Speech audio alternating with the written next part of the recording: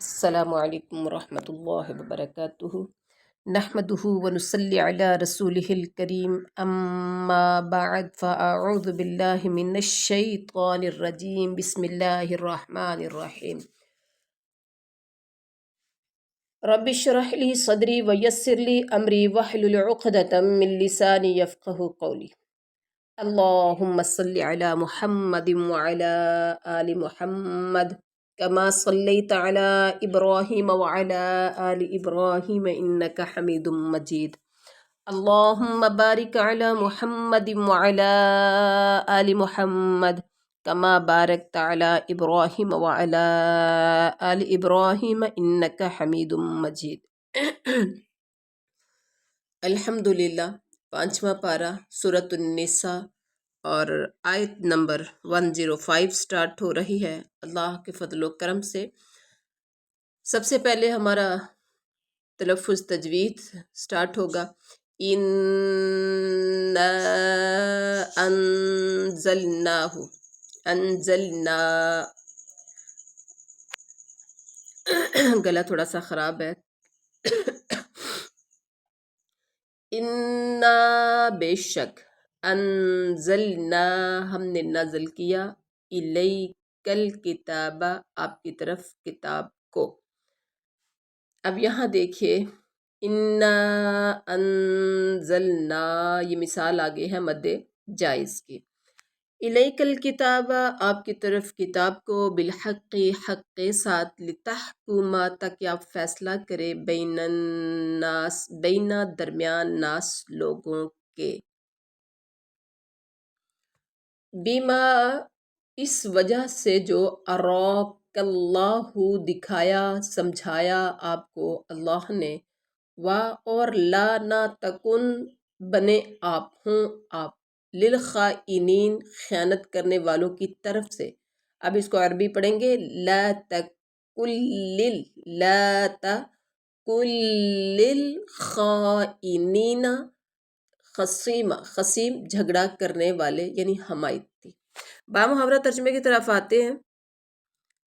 اِنَّا انزلنا الیک الکتاب بالحق لتحکم بین الناس، یقیناً ہم نے آپ کی طرف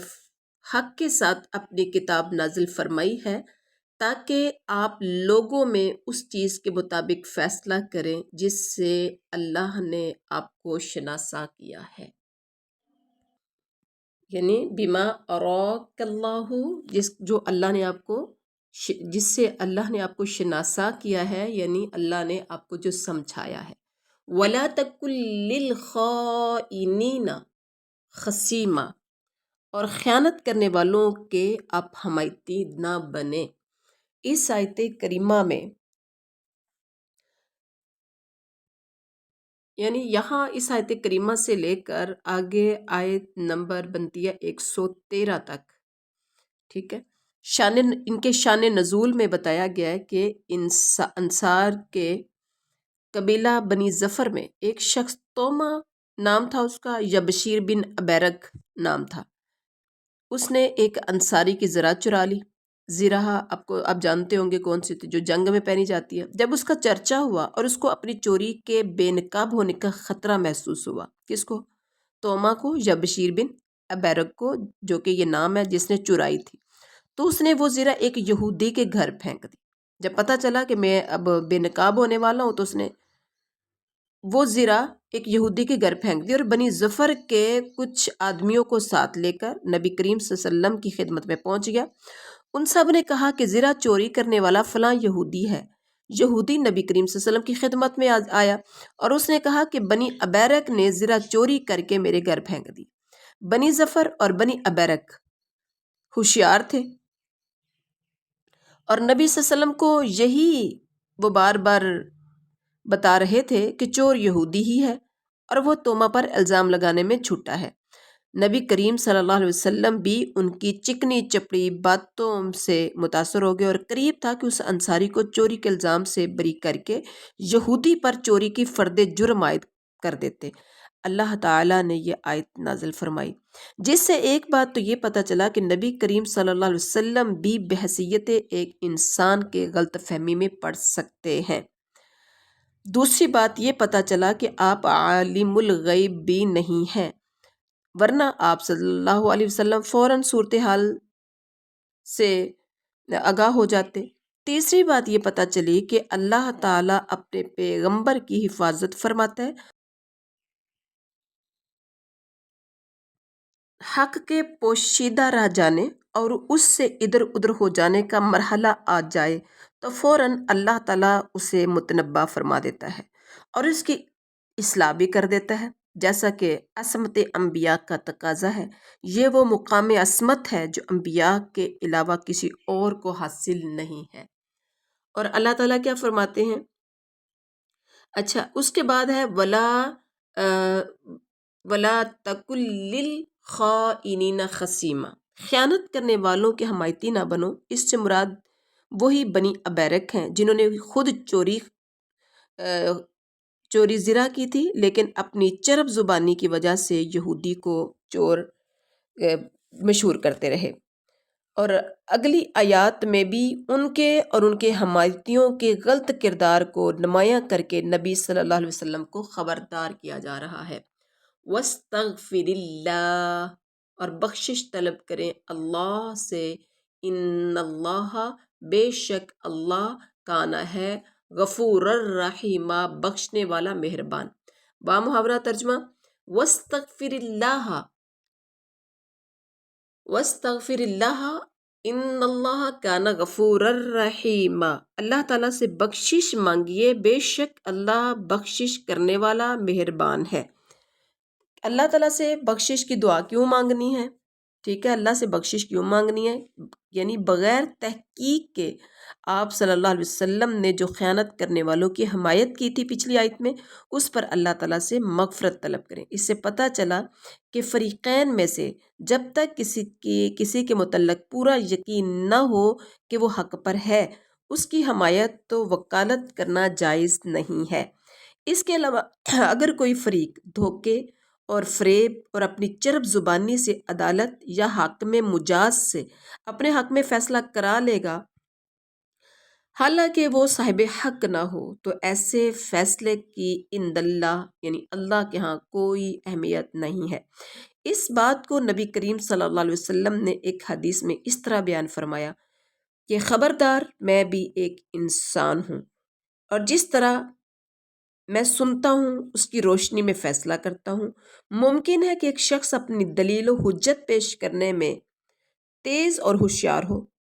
اور میں اس کی گفتگو سے متاثر ہو کر اس کے حق میں فیصلہ کر دوں، حالانکہ وہ حق پر نہ ہو، اور اس طرح دوسرے مسلمان کا حق اسے دے دوں۔ اسے یاد رکھنا چاہیے کہ جو اس میں نے حق دیا ہے وہ آگ کا ٹکڑا ہے۔ اللہ اکبر، وہ آگ کا ٹکڑا ہے، یہ اس کی مرضی ہے کہ اسے لے لے یا اس آگ کے ٹکڑے کو چھوڑ دے۔ صحیح بخاری شریف کی حدیث ہے۔ اللہ اکبر۔ آگے ہے وَلَا تُجَادِلْ، اور نہ آپ جھگڑا کریے، جادل یجادل، مجادلہ، جھگڑا کرنا، عن الذین، ان لوگوں سے، یختانون، یعنی عن الذین، عن سے، الذین، ان لوگوں، یختانون جو خیانت کرتے ہیں، انفسہم، اپنے نفسوں کی۔ ان اللہ، بے شک اللہ، لا نہیں، یحب پسند کرتا، من کانا جو ہو، خوانن خیانت کرنے والا، اثیمن گنہگار۔ بامحاورہ ترجمہ کرتے ہیں، وَلَا تُجَادِلْ عَنِ الَّذِينَ يَخْتَانُونَ أَنفُسَهُمْ، اور ان کی طرف سے جھگڑا نہ کرو جو خود اپنی ہی خیانت کرتے ہیں۔ بے شک اللہ تعالیٰ نہیں پسند کرتا جو خیانت کرنے والا، اثیمہ، گنہگار ہو۔ اس آیت کا تعلق بھی پچھلی آیت کے ساتھ ہے جو کہ ہم نے پیچھے پڑھ لیا۔ یستخفون، وہ سب چھپتے ہیں، یستخفون، وہ سب چھپتے ہیں، عن الذین، لوگوں سے، ولا، اور نہیں وہ، یستخفون، چھپ سکتے، من اللہ، اللہ سے، وہ ہوا حالانکہ وہ معاہم ان کے ساتھ ہوتا ہے، اذ جب یبیتون وہ سب راتوں کو مشورہ کرتے ہیں، مالا جو نہیں یرضا وہ پسند کرتا، من القولی بات سے، وکان اللہ اور ہے اللہ بما اسے جو یعملون وہ سب عمل کرتے، محیط گھیرنے والا۔ اب ہم آتے ہیں بامحاورہ ترجمہ کی طرف۔ یستخفون من الناس ولا یستخفون من اللہ، وہ لوگوں سے تو چھپ جاتے ہیں لیکن اللہ سے نہیں چھپ سکتے۔ وَهُوَ مَعَهُمْ إِذْ يُبَيِّتُونَ، اور وہ راتوں کے وقت جبکہ اللہ کی ناپسندیدہ باتوں کے خفیہ مشورے کر رہے ہوتے ہیں، اللہ کی ناپسندیدہ باتوں کے خفیہ مشورے کرتے ہیں۔ وَكَانَ اللَّهُ بِمَا يَعْمَلُونَ مُحِيطًا، ان کے تمام اعمال کو وہ گھیرے ہوئے ہے۔ ہا انتم ہؤلاء، ہا انتم ہاں تم، ہؤلاء وہی لوگ ہو، اب ہؤلاء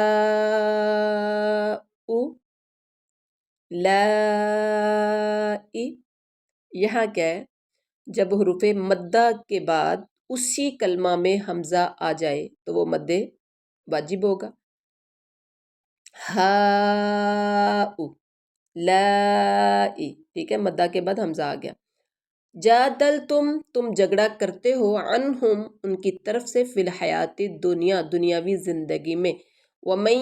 یجادل اللہ پس کون ہے جو جھگڑا کرے گا اللہ سے، عنہم ان کی طرف سے، یوم القیامہ قیامت کے دن۔ ام من یکون، ام ہم اس حمزہ کو اس والے میم کے ساتھ ملائیں گے، میم کو اس یا کے ساتھ، ام من یکون یکون ہوگا، علیہم ان پر، وکیلا وکالت کرنے والا۔ بامحاورہ ترجمہ کی طرف آتے ہیں۔ ہا انتم ہؤلاء، ہاں تو یہ ہو تم لوگ کہ دنیا میں تم نے ان کی حمایت کی، لیکن وَمَن یُجَادِلُ اللَّهَ عَنْهُمْ يَوْمَ الْقِيَامَةِ، لیکن اللہ تعالیٰ کے سامنے قیامت کے دن ان کی حمایت کون کرے گا؟ أَمَّن يَكُونُ عَلَيْهِمْ وَكِيلًا، اور وہ کون ہے جو ان کا وکیل بن کر کھڑا ہو سکے گا؟ یعنی جب اس گناہ کی وجہ سے اس کا مواخذہ ہوگا تو کون اللہ کی گرفت سے اسے بچا سکے گا؟ اس آیت کا تعلق بھی پچھلی آیت کے ساتھ ہے، جو کہ یہ آیت نمبر 13 تک ایسے ہی چلے گا، اور اس کے بعد وَمَن يَعْمَلْ، اور جو عمل کرے، سوءً یہاں بھی مدہ کے بعد حمزہ آیا ہے، سوءً کوئی برائی، او یظلم یا ظلم کر لے، نفسہ اپنے نفس پر،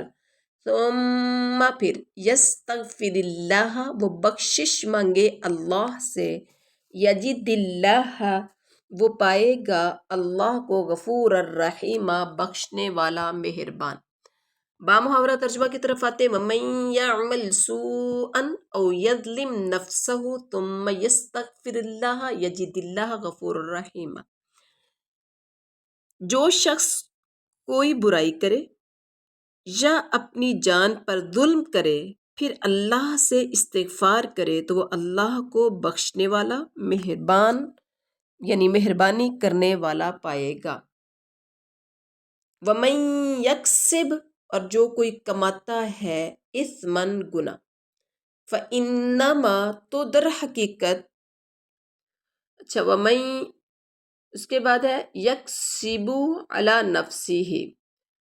وہ کماتا ہے علی نفسی اپنے جان پر، وکان اللہ اور ہے اللہ علیمن خوب جاننے والا، علیمن حکمت والا۔ بامحاورہ ترجمہ، جو کوئی گناہ کرتا ہے اس کا بوجھ اسی پر ہے، اور اللہ بخوبی جاننے والا اور پوری حکمت والا ہے۔ اس مضمون کی ایک دوسری آیت میں اللہ تعالیٰ فرماتے ہیں وَلَا تَزِرُ وَازِرَةٌ وِزْرَ أُخْرَىٰ، بنی اسرائیل آیت نمبر 15 ہے، کوئی بوجھ اٹھانے والا کسی دوسرے کا بوجھ نہیں اٹھائے گا، یعنی کوئی کسی کا ذمہ دار نہیں ہوگا، ہر نفس کو وہی کچھ ملے گا جو وہ کما کر ساتھ لے کر گیا ہوگا۔ اگر کوئی انسان اچھا عمل کر کے گیا ہے تو اچھائی کا بدلہ ملے گا، نیکی کا اسے بدلہ ملے گا، اور وہ جنت کی صورت میں۔ اگر کوئی دنیا میں رہ کر برا عمل کر کے گیا ہے، یعنی برائیاں کما کر گیا ہے، برائیوں کا ارتکاب کر کے گیا ہے، تو اس کو اس کے بدلے میں کیا ہوگا؟ جہنم۔ نیکیوں کا جنت اور برائیوں کا جہنم ہوگا۔ اور اگر کوئی جنتی اعمال کر کے جاتا ہے تو اسے شک نہیں ہونا چاہیے کہ میں جہنم میں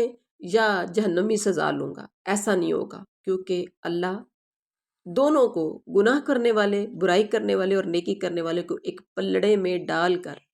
ظالم نہیں بنے گا، کیونکہ اللہ کسی پر ظلم نہیں کرتا ہے، انسان خود اپنی جان پر ظلم کرتا ہے۔ یعنی اگر کسی گنہگار کو اس کی سزا ملے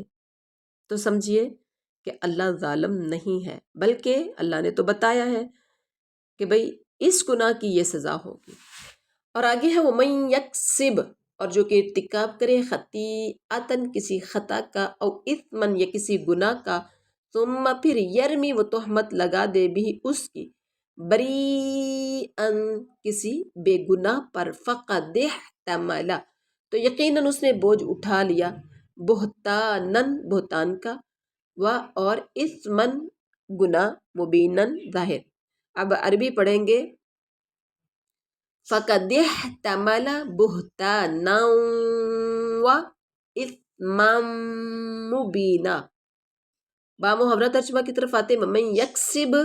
خطیئتن، یہاں با کے اوپر کلکلا کریں گے، من یکسب خطیئتن، اور جو شخص کوئی گناہ یا خطا کر کے کسی بے گناہ کے ذمہ تھوپ دے، ثم یرمی بہ بریئا، پھر وہ تہمت لگا دے اس کی کسی بے گناہ پر، ٹھیک ہے، فقد احتمل بہتانا و اثما مبینا، اس نے بہت بڑا بہتان اٹھایا اور کھلا گناہ کیا، جس طرح بنو ابیرک نے کیا، چوری خود کی اور تہمت کسی اور پر لگا دی۔ یہ زجر و توبیخ عام ہے، جو بنو ابیرک کو بھی شامل ہے، اور ان کو بھی جو ان کی سی بد خصلتوں کے حامل اور ان جیسے برے کاموں کے مرتکب ہوں گے، اور یہ حکم قیامت کے دن تک کے لیے ہے،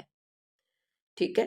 اور یہ کوئی بھی انسان اگر آج کرتا ہے تو اس کا وبال اس کو بھگتنا پڑے گا، چاہے یعنی یہ مت سمجھے کہ یہ بنو ابیرک کے لوگوں کے لیے تھا، ٹھیک ہے، بلکہ یہ قیامت تک کے لیے ہے کہ کوئی بھی گناہ کرے اور وہ بہتان کسی پر لگا دے۔ ولولا، اور اگر نہ ہوتا، ولولا، اور اگر نہ ہوتا، فضل اللہ، اللہ کا فضل، علیکا، آپ پر، ورحمتہ، اور اس کی رحمت، لہمت طائفہ تم منہم، لہمت، یقیناً قصد کر لیا تھا، طائفۃ منہم، ایک گروہ نے ان میں سے، ان یضلوک، کہ وہ آپ کو گمراہ کر دیں، وما، حالانکہ نہیں، یضلون، وہ گمراہ کرتے، الا، مگر، انفسہم، اپنے نفسوں کو، وما، اور نہیں، یضرونک، وہ بگاڑ سکتے آپ کا، من شیئن، کچھ بھی، وانزل اللہ، اور اتاری اللہ تعالی نے، علیک الکتاب، آپ پر کتاب، والحکمت، اور حکمت، وعلمک، اور سکھلایا آپ کو، ما لم، جو نہیں، تکن تعلم، جو نہیں تھے آپ جانتے، وکانا، اور ہے، فضل اللہ، اللہ کا فضل، علیک، آپ پر، عظیما، بہت بڑا۔ اب ہم آتے ہیں با محاورہ ترجمہ کی طرف۔ ولولا فضل اللہ علیک ورحمتہ لہمت طائفۃ منہم ان یضلوک، اگر اللہ کا فضل و رحم آپ پر نہ ہوتا تو ان کی ایک جماعت نے تو آپ کو بہکانے کا، آپ کو گمراہ کرنے کا ارادہ کر ہی لیا تھا، مگر وما یضلون الا انفسہم، مگر دراصل یہ اپنے آپ کو ہی گمراہ کرتے ہیں، وما یضرونک من شیء، یہ آپ کا کچھ بھی بگاڑ نہیں سکتے، وَأَنزَلَ اللَّهُ عَلَيْكَ الْكِتَابَ وَالْحِكْمَةَ، اور اللہ نے آپ پر کتاب و حکمت اتاری ہے، وَيَعِظُكُمْ، اور اللہ نے آپ پر کتاب و حکمت اتاری ہے، وَيَعِظُكُمْ، اور اللہ نے آپ پر کتاب و حکمت اتاری ہے، وَيَعِظُكُمْ، اور اللہ نے آپ پر کتاب و حکمت اتاری ہے، وَعَلَّمَكَ مَا لَمْ تَكُنْ تَعْلَمْ، اور آپ کو وہ سکھایا ہے جسے آپ نہیں جانتے تھے۔ وَكَانَ فَضْلُ اللَّهِ عَلَيْكَ عَظِيمًا، اور اللہ تعالیٰ کا آپ پر بہت بڑا فضل ہے۔ اب یہاں دیکھیے کہ انہوں نے تو آپ کو گمراہ کرنے کا ارادہ کر ہی لیا تھا، ٹھیک ہے، یعنی اللہ تعالیٰ کی اس خاص حفاظت و نگرانی کا ذکر ہے جس کا اہتمام انبیاء علیہم السلام کے لیے اللہ تعالیٰ نے فرمایا، جو انبیاء پر اللہ تعالیٰ کی خاص فضل اور اس کی رحمت خاصہ کا مظہر ہے۔ طائفہ، طائفہ مطلب جماعت، اس سے مراد وہ لوگ ہیں جو بنو عبیرہ کی حمایت میں رسول اللہ صلی اللہ علیہ وسلم کی خدمت میں ان کی صفائی پیش کر رہے تھے، جس سے یہ اندیشہ پیدا ہوا چلا تھا کہ نبی کریم صلی اللہ علیہ وسلم اس شخص کو چوری کے الزام سے بری کر دیں گے جو فی الواقع چور تھا، ٹھیک ہے۔ اور آگے کیا فرمایا کہ یہ آپ کو، یہ اصل میں اپنے آپ کو گمراہ کرتے ہیں، یہ آپ کا کچھ بھی بگاڑ نہیں سکتے، اور اللہ تعالیٰ نے آپ کو کتاب و حکمت دی اور آپ کو وہ کچھ سکھایا جو آپ نہیں جانتے، ٹھیک ہے، جو آپ نہیں جانتے تھے۔ یعنی یہ دوسرے فضل و احسان کا تذکرہ ہے جو آپ صلی اللہ علیہ وسلم پر کتاب و حکمت، حکمت سے مراد سنت، ٹھیک ہے، نازل فرما کر ضروری باتوں کا علم دے کر فرمایا گیا، جس طرح ایک مقام پر سورۃ الشورى آیت نمبر 52 میں فرمایا اللہ تعالیٰ نے، اور اسی طرح بھیجا ہم نے آپ کی طرف قرآن لے کر ایک فرشتہ اپنے حکم سے، تو نہیں جانتا تھا کتاب کیا ہے میرے نبی، ما کنت تدری مل کتاب ولل ایمان، آپ نہیں جانتے تھے کہ کتاب کیا ہے اور ایمان کیا ہے۔ اور ایک اور جگہ پر فرمایا وَمَا كُنْتَ تَرْجُو أَن يُلْقَى إِلَيْكَ الْكِتَابُ إِلَّا رَحْمَةً مِّن رَبِّكَ، سورۃ القصص آیت نمبر 86 ہے، ترجمہ ہے، اور اب آپ کو یہ توقع نہیں تھی کہ آپ پر کتاب اتاری جائے گی، مگر یہ آپ کے رب کی طرف سے یہ کتاب اتاری گئی ہے۔ ان تمام آیات سے پتہ چلا کہ اللہ تعالیٰ نے آپ صلی اللہ علیہ وسلم پر فضل و احسان فرمایا ہے اور کتاب و حکمت بھی عطا فرمائی۔ ان کے علاوہ دیگر بہت سی باتوں کا آپ صلی اللہ علیہ وسلم کو علم دیا گیا جن سے آپ صلی اللہ علیہ وسلم بے خبر تھے۔ یہ بھی گویا آپ صلی اللہ علیہ وسلم کے عالم الغیب ہونے کی نفی ہے، کیونکہ جو خود عالم الغیب ہو اسے تو کسی اور سے علم حاصل کرنے کی ضرورت ہی نہیں ہوتی، اور جسے دوسرے سے معلومات حاصل ہوں وہی کے ذریعے سے یا کسی اور طریقے سے وہ عالم الغیب نہیں ہوتا، وہی کے ذریعے سے جس کے پاس علم ہے یا کسی اور طریقے سے وہ عالم الغیب نہیں ہوتا، ٹھیک ہے۔ اب اس کے بعد ہے لا خیر، لا خیر نہیں، کوئی خیر نہیں، فی کثیر من نجواہم، فی کثیر من نجواہم، فی کثیر اکثر میں، من نجواہم ان کی سرگوشیوں میں، الا مگر، من جو اظہار ہے،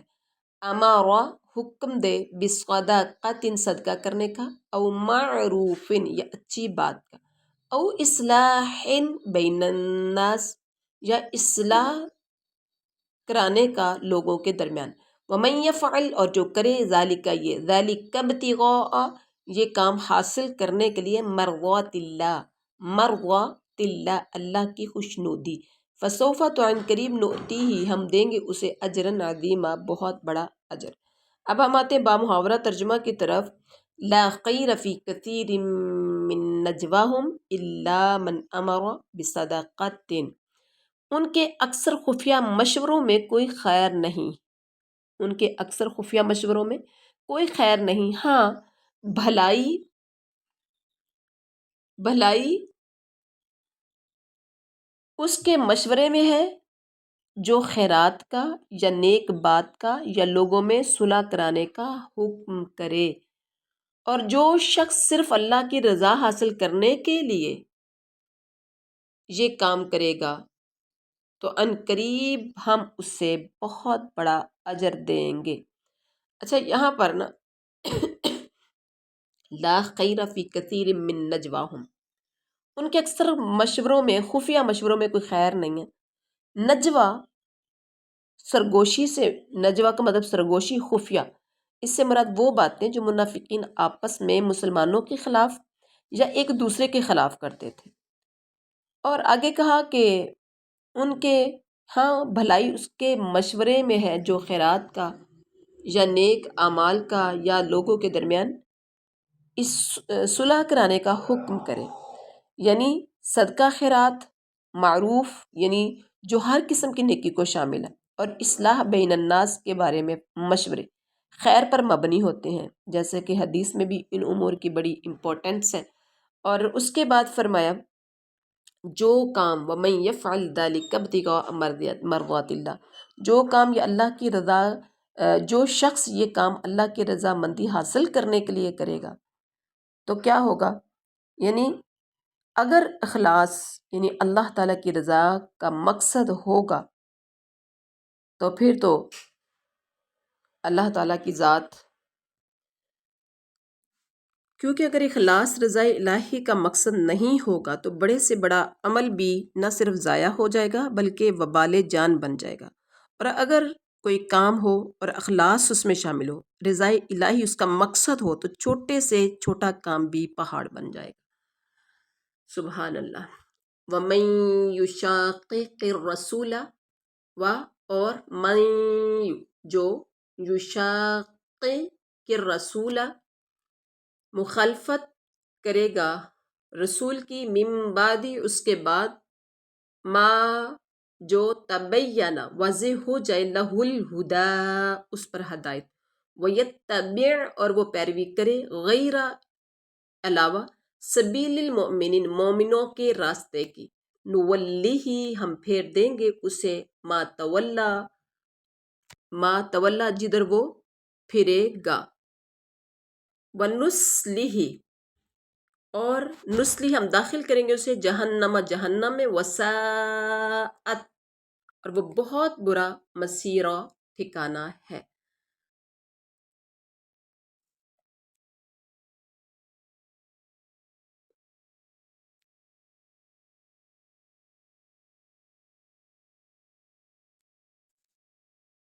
ونصلہ جہنم ہم اسے دوزخ میں ڈال دیں گے اور وہ پہنچنے کی بہت بری جگہ ہے۔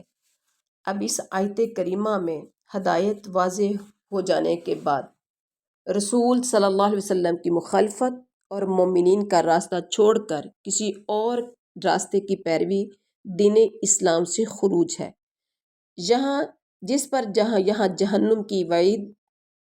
بیان فرمائی گئی ہے۔ مومنین سے مراد صحابہ کرام ہے جو دین اسلام کے اولین پیرو اور اس کے تعلیمات کا کامل نمونہ تھے، اور ان آیات کے نزول کے وقت جن کے سوا کوئی گروہ مومنین موجود نہ تھا کہ وہ مراد ہو، اس لیے رسول اللہ صلی اللہ علیہ وسلم کی مخالفت اور غیر سبیل المومنین کا اتباع دونوں حقیقت میں ایک ہی چیز کا نام ہے۔ اس لیے صحابہ کرام کے راستے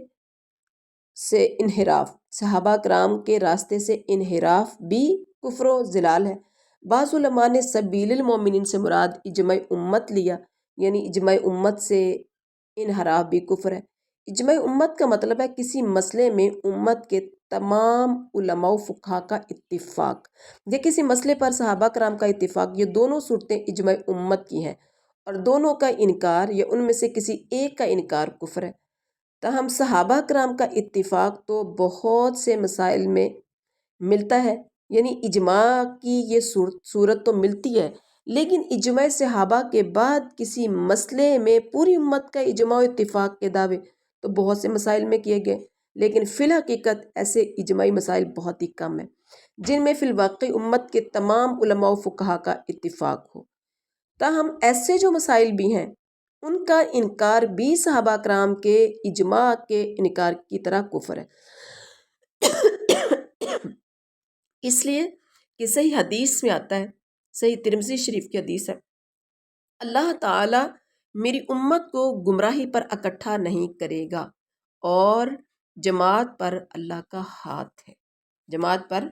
اللہ کا ہاتھ ہے۔ تو یہ تھا آج کا ہمارا سبق۔ اللہ تعالیٰ سے دعا ہے اللہ ہمارے لیے ہدایت کے راستے واضح کر دے اور ہمیں صراط مستقیم پر چلا دے، ہمیں اللہ اور اس کے رسول کی مخالفت سے بچا لے۔ سبحان ربک رب العزت عما یصفون وسلام علی المرسلین۔